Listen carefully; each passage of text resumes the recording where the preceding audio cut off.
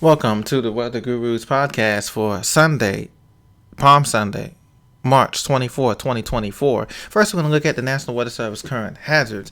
And as you can see, the cold front has swept through the east and in its wake has left some high wind and wind advisories for the Tennessee Valley into the mid-Mississippi Valley there. So if you're coming along I-40 from Memphis to Jackson to Nashville, or I-65 from Nashville to Birmingham, Huntsville, down through Montgomery and the Gulf Coast states, I-10 along New Orleans, Biloxi, Gulfport, Mobile, Pensacola, be very careful for wind, high-profile vehicles, as winds are going to be gusting anywhere from 30 to 40 miles an hour at times, especially in that high wind zone there, north of Greenville, Mississippi, into Memphis, Jackson, and Cordova, Tennessee. So be very careful there. This extends also into the plain states of Oklahoma, Kansas, and Missouri, and the hill country of Texas. So be very careful.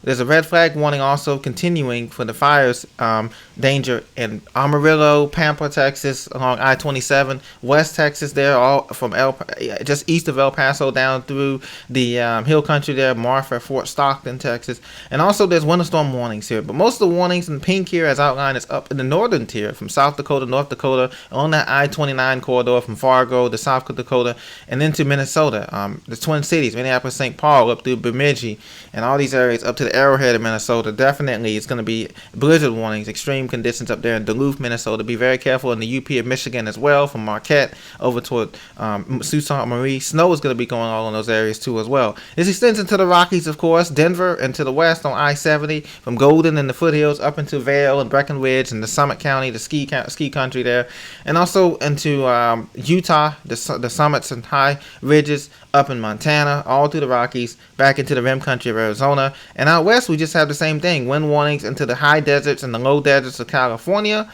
and also the continuing snow warnings, winter storm weather advisories come along I-80 in Truckee and Bridgeport, California, but they've been scaled back in recent days. So that's what we have going on as far as hazards.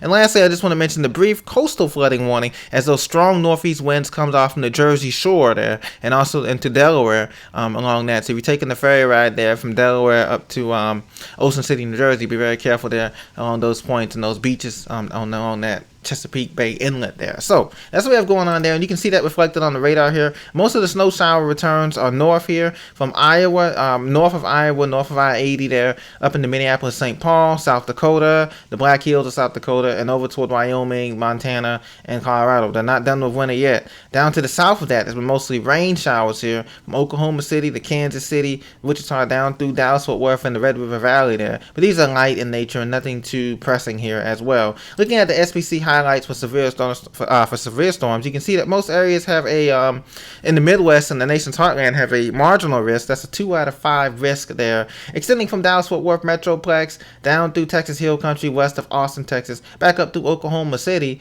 and Tulsa, and up into Wichita, Topeka, Kansas, things of those nature. Now there's a zone in there that has a 3 out of 5 risk, a slight risk, and that's going to be for day 1 here, Sunday. That's valid for, and then we go into day 2. Day 1, tornado outlook is in that same zone there, so you may see a chance for definitely hail and definitely strong winds, and the tornado possibility is there as well. It's given a 5 to 10% chance of tornadoes in that same zone there. So, and it continues into that day 1 for hail outlook as well. As you can see in the yellow there, that's the most concentrated area, 15% chance or greater for hail, and that does include wind as well. So you can see all of that is there for that convective outlook there.